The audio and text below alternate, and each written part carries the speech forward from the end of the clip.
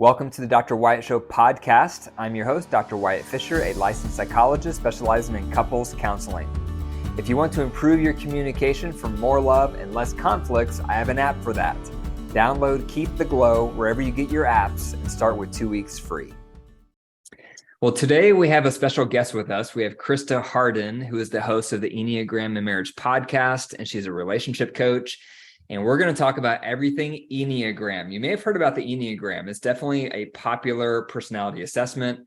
It's in the news a lot. A lot of people talk about it. So today you're going to get to understand it and how it can apply to your marriage or your relationship. So Krista, welcome to the Dr. Wyatt Show podcast. Thank you so much, Dr. White. I'm so excited to share this with your audience. Yeah, absolutely. So if we could begin, just tell us a little bit about your backstory, where you came from, what got you into the field of relationships, and bring us up to what you're doing now. Oh, that's such a fun conversation because I started in such a strange way. I actually started giving my parents relationship advice as a very small child. I would be in the back seat while they were arguing and I wanted to practically solve it because I was like, this is difficult for me. I was like, needing to literally cover my ears and I would just say, I think honestly, listening to you guys that you should do this and you should do this. And then I would write notes to them. And my dad's like, she's going to be a lawyer one day. She's pretty good at this. And so my brother ended up being a lawyer and I ended up doing couples work, but it was really fun, honestly. And yes, I needed therapy later for that, but I definitely enjoyed it. And then shared, I'd have friends lay on my bed while I would type fake notes. So I did get some clinical studies after that in grad school and so on, but I really did start very young. Yeah, sounds like it. So what do you mean your friends would lay in your bed and you would type fake notes? I would actually ask them their relationship problems and just try to become their therapist. And they would tell me about their lives. And I would pretend to be writing what therapists call progress notes on my computer, on my dad's old Apple. And it was just really fun. And I felt like they did well with the advice. And I felt like I was that friend that people would tell their problems to. Yeah. So it really ended up being just an easy field in that way for me. I knew I was born or destined for it to be a couples helper. Sounds like it. Yeah. It sounds like from an early age, the circumstances in your life kind of formed that desire and that skill set for you. Yeah. It was so relieving to get rid of that conflict for people, even if it was just internal conflict, like they were crushing on somebody. So it was a lot of fun. So then what made you decide to go, or what did you major in for undergrad and then graduate school, and then bring us up to your current career and what you're doing now? Sure. So I ended up doing a double major of communications and psychology, which has worked really well for my podcasting and my regular work with couples and with clients. And then I decided to go into graduate school. I did have to make a choice there of communication versus clinical psychology. So I worked with the psychology end and decided instead of just research, I would work in the counseling end. So I really enjoyed my work near the Chicago area at Wheaton College, really learning how to do assessments. And when I later transferred into work, I became a limited licensed psychologist in the state of Michigan for a while before moving to Florida. And there I did a lot of assessments with people, and it was very expensive and time consuming. And it was often fascinating results, but you also still felt like you were sort of pulling out from left field because you were moving all these different personality and intelligence questionnaires and costing people thousands of dollars and thousands of hours, it felt like, to complete all of this. And so I really decided I wanted to find something that was a little bit easier, but that could still get to the depths. Mm-hmm. Yep. And what was that next step that you were trying to find something easier? At first I just tried to create systems because I loved family systems therapy work. And maybe some of your listeners are like, oh yeah, I know about that. And I know how people are part of a bigger system. But later I really decided that when the Enneagram showed up in culture and I saw it show up in some coaching culture, I took the test and I said, okay, here's my type. And I really didn't look farther because of course I had looked in all the depths already and I had developed some systems. but a really competent therapist friend of mine who tends to be just such a heart of depths said to me, you better give that a second look, because I've seen this and I've used it in my own small groups with other couples, and it's really gotten us new information in a very quick way. I did take a second look, and I haven't looked back since, and that was 7 years ago. Wow. So your background, it sounds like, with your training and then your initial career was around assessments. So it sounds like a good fit that then later you got into the Enneagram, which is another assessment. Mm-hmm. Yeah. Yeah. Great. Enneagram is a great assessment. And that's what I love about it, is it really goes to the depths, but it's also fun and playful too. So for those who want to just take it as a fun personality inventory, they can. But for those who really truly want to grow as a family system and as a couple, can find that the depths meet them right there. Mm-hmm. Yeah, it's interesting you're bringing up assessments. It's something I haven't talked about much on the Dr. Wyatt Show podcast. And I haven't even mentioned this to my listeners before, but I have a background in assessments myself. So going through graduate school, as I'm sure you know, like, we got trained in all like the different assessments, personality assessments, IQ testing, achievement testing. And so when I was going through my internship, my last year, we had to pick a specialty. And I picked at the time ADHD, because that was like a new up and coming thing, especially for adults who may have it. And we provided ADHD assessments on a college campus for students who may have ADHD. And then that actually was the beginning of my practice, because no one in Boulder, where I lived, was providing ADHD counseling or coaching. And so I provided assessments when I started. So people would come in for about 5 hours, and I would give them all these tests to see if it had ADHD, how severe it was, what type they had. And then I would type up the big report. Yeah. So I can definitely relate with your background in assessments. Oh, that's really neat. And yes, the big report. And I'm just imagining and laughing with you of people with ADHD having to sit for 5 hours. Yes. Yeah, it got pretty tedious at times. Yeah. So good. And so what are you doing today? Like, what are your typical work week consumed with today for your profession? I would say on average, I see about 10 clients a week or 10 couples a week. And then I'm not taking new right now, because I'm really actively writing a lot and podcasting a lot. And so we're really grateful to have a busy, thriving practice. I've trained a lot of coaches in my work as well, because I really can't take all the referrals I get. And I also part-time homeschool my own children. So I've really loved that space, and working with a lot of teen girls just got me to the space of, a lot of these people could use, like, now homeschooling so popular, but like at that time it wasn't. So it's been a fun priority to help my kids to sort of have some of their own adventures, and to be able to be part of like larger platforms themselves, to say, oh, I want to do a dance troupe or a theater troupe, and we'll do this or this class a la carte.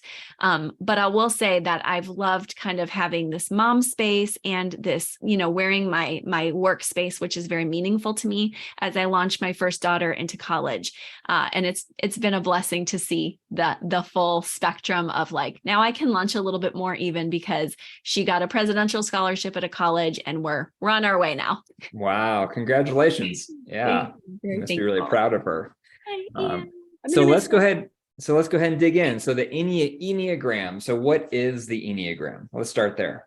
Well, this is a personality inventory that helps individuals to find their best and their worst. So when I say that, what I mean is it really allows people to be able to say, okay, I'm looking at myself as I've either taken a good test or I've looked at what each of the 9 types are.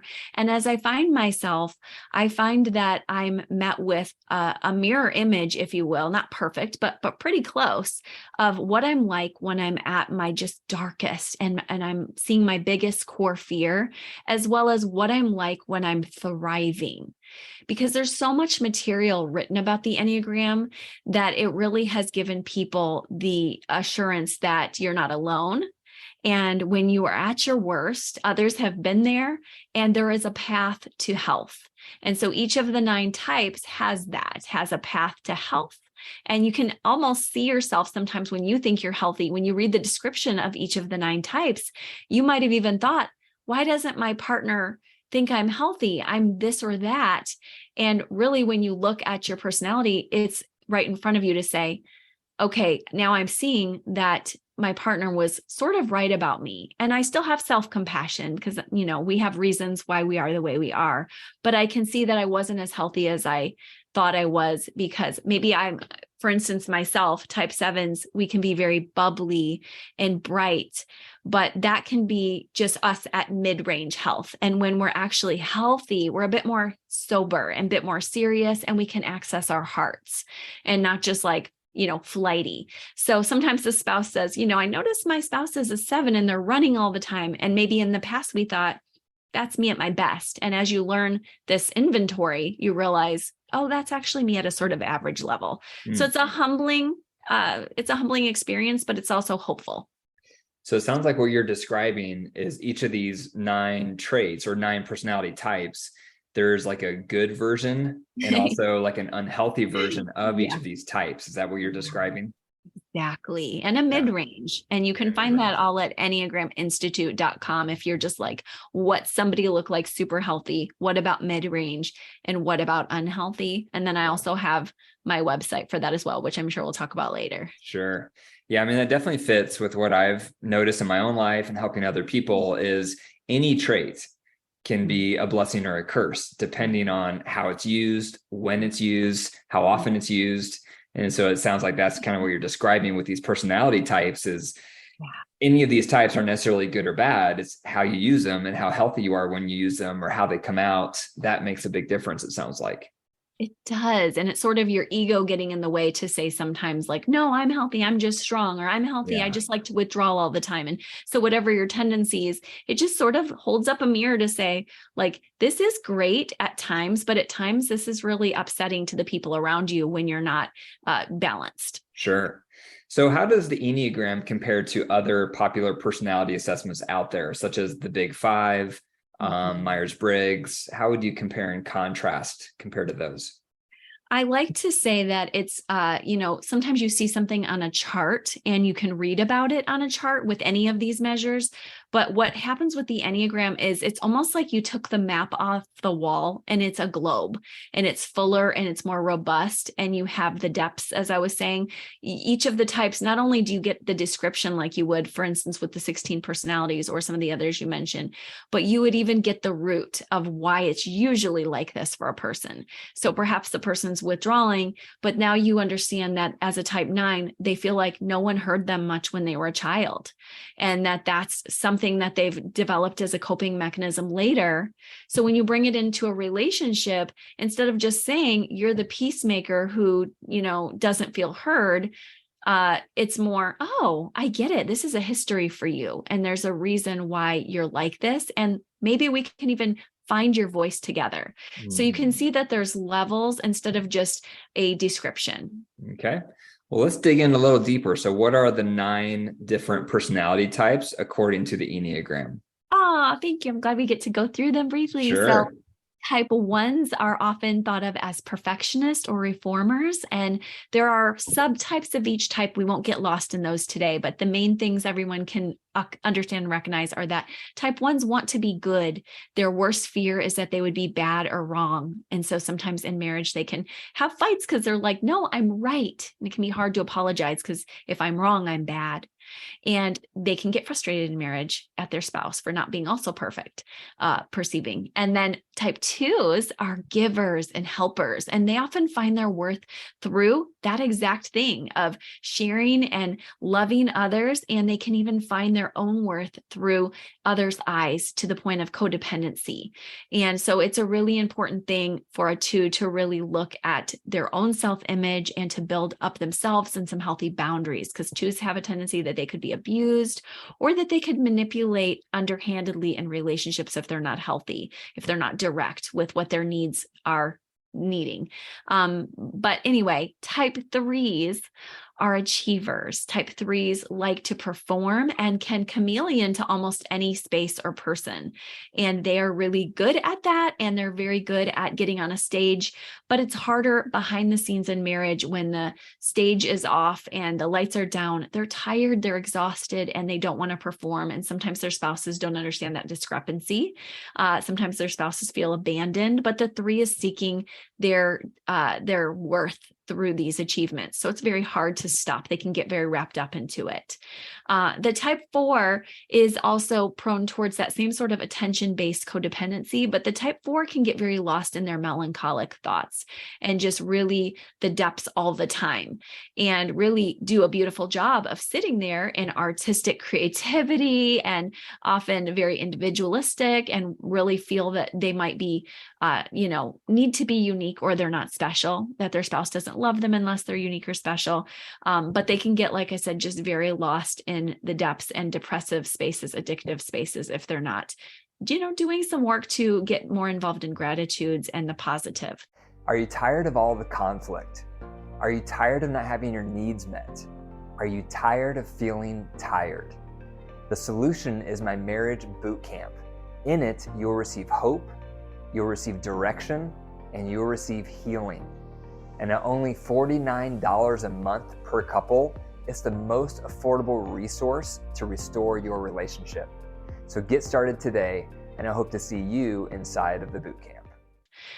Now we're almost halfway. Type 5s are the researchers and innovators of the Enneagram. You almost think of an Einstein here. Sometimes that can come with a bit of conceit or arrogance, but also at the same time, sometimes the 5 can feel like a failure if they're not more competent than everybody. And they can even be very hard on themselves about that. Like, I don't know enough. Another thing that's important to know about 5s is that they can feel like they're really lacking in energy. And so they really try to hoard energy and resources, because they are like, I could literally die if I give too much. There's just the sense of lack of safety in the world. So they pull within as your classic introvert. Now the 6 is also a thinking type like 5 and very good at research, but they are more of your classic neurotic or worrier. If we're talking clinical language, maybe a generalized anxiety disorder, but nonetheless, a 6 really has a virtue of courage, which is beautiful and maybe the most courageous of all the types, but really is somebody who is contingency planning and risk aversive and they're that person on the airplane with the purse with everything in it, and the most worries, but very deep care and loyalty in their marriages as well. The type 7, I described a little bit. You're hearing a 7 right now, bubbly, talkative, really has a lot going on all the time, but really does desire safety and depth like the 5 and 6 as a thinker, and really does desire to be out of pain emotionally. So sometimes if you ask a 7, typically like, watch a sad movie with me, or really process emotions with me, there's a tendency to pop back up to protect themselves, to feel like nobody's there for me, so I can't be there for you. That's why I studied emotionally focused couples therapy in grad school, because I knew I had a deficit there. Type 8s are seen as protectors and generals of the world, and they really are great leaders and they like to be in control, but sometimes they feel like others don't meet them in their big energy and personality, and that's truly what they desire, is for others to rise up and meet them. But a lot of people cower around an 8 because they're like, whoa, you're too much. And so it's sort of a lonely personality in that way, that sometimes there's this strong person in marriage who wants a powerful connector, and they feel like you're not meeting me here, and there's a disappointment that can rise up for those spouses. But I do love the heart of an 8. It's a huge heart underneath that big protective layering. And then last but definitely not least is the 9. I hinted at a withdrawing type who doesn't always feel heard or seen, and the 9 really loves to have peace in their life, and they don't want to break the harmony. But sometimes in marriage, they have to come to learn it's okay to process conflict, and it's healthy, in order to find actual peace, not just peacekeeping, but peacemaking. So those are the 9 types. And as you can see, they have heights and they have depths to them. And they're just a lot of fun in marriage to work with. Sure. So it seems like people could have a little bit of multiple of these different types. Is that possible? Or does the results say, no, you're just one type? What's fun about Enneagram is that there is a mobility across the types. And I think what's becoming part of the language of the Enneagram, it is an ancient tool that's gotten more popular lately, is that people are realizing you may have a high 7 or a high 9 or both, etc. And it's helpful to know that so that you can bring that into your marriage. And there's some more complex language around it if you want to dive deeper in. But another feature I like also is when you take a test, for instance, at truity.com, there's a great test there. They give you a pie chart so that you can see how you score in each of the types. And I like to look with clients at where they're low at so that we can also look together at, oh, I notice you don't have any researcher 5. Is there a way we could have some homework this week be that you pull back into focus a bit? So it's fun to show you where you're high and you're low. Mm-hmm. So what makes you excited about using this tool with couples? Well, I think it's because even after all my family systems work and all my training, my couples and my own marriage, we started to change and shift when we started to see one another's roots. My husband, for instance, is the type 1. And, he even recently had one more insight about being a 1 when he saw some family of origin who are coming in town to visit. And he said, oh my gosh, I'm starting to forgive myself as to why I was so perfectionistic with my siblings growing up. I was always cleaning and so rigid. And now I see that it was the chaos.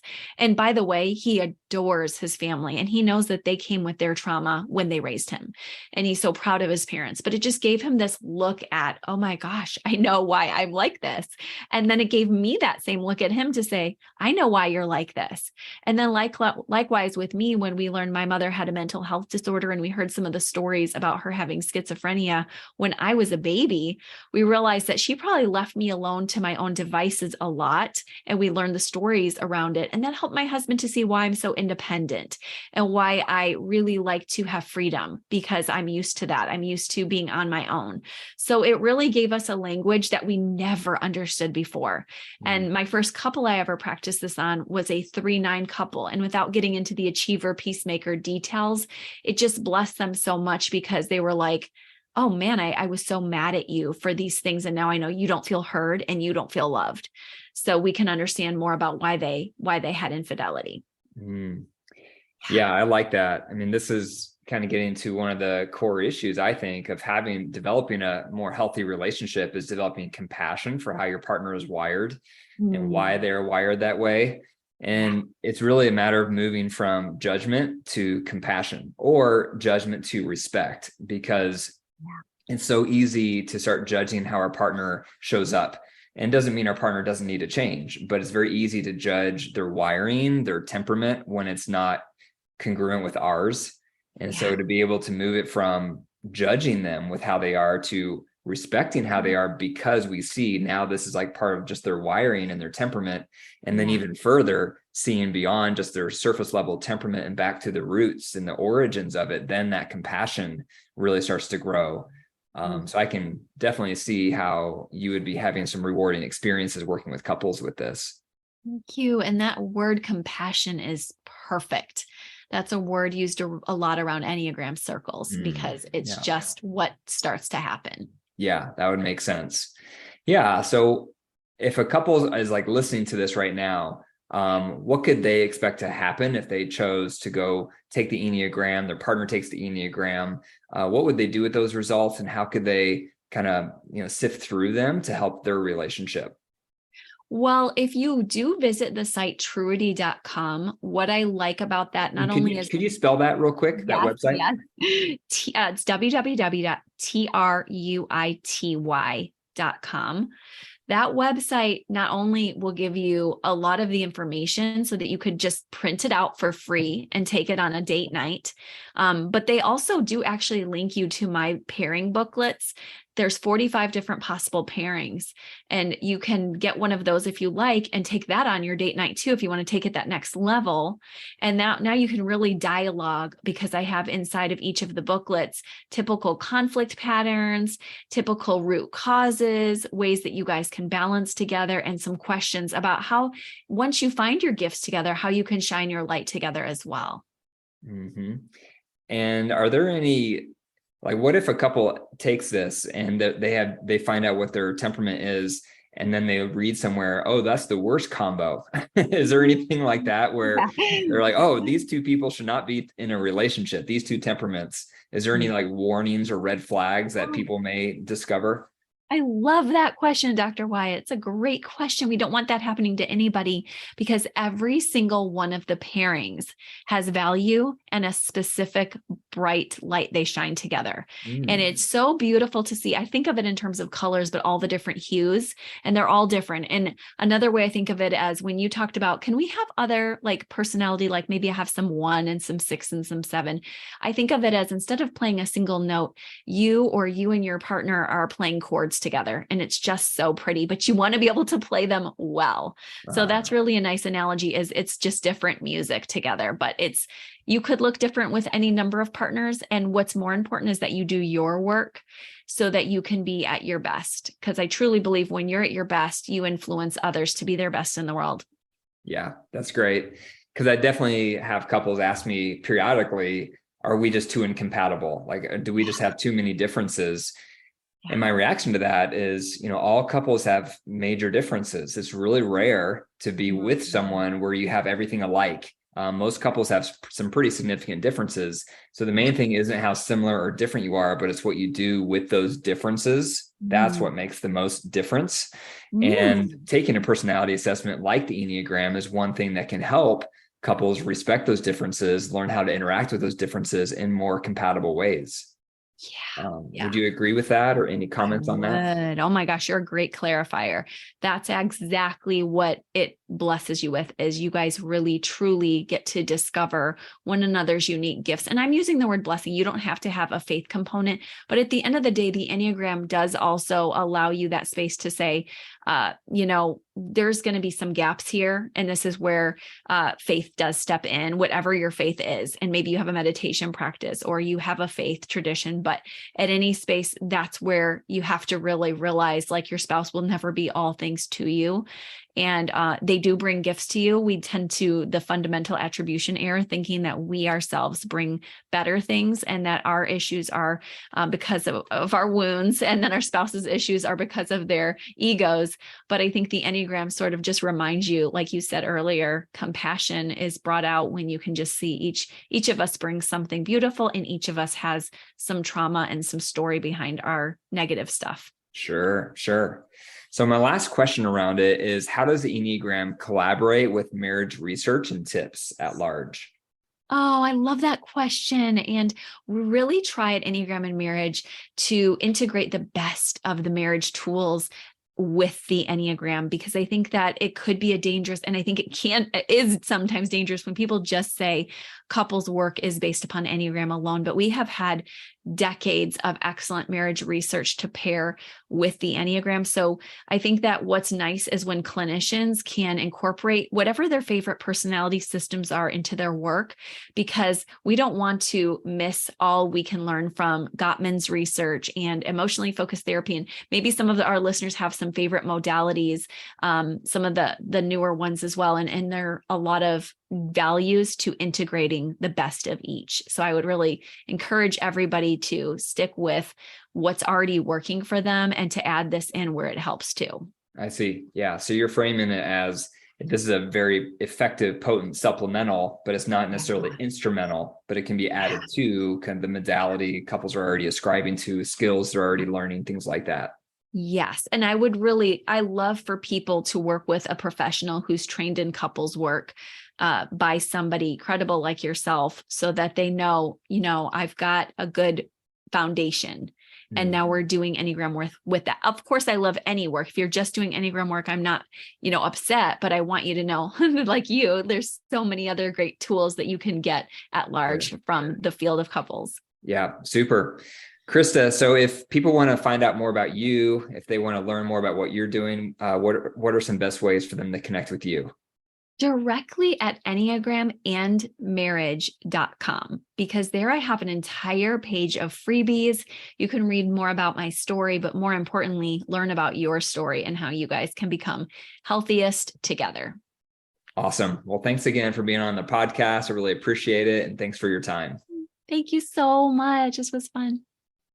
Thank you for listening to the Dr. Wyatt Show podcast. To learn more about my app, Keep the Glow, and my marriage boot camp, be sure to check the links in the description.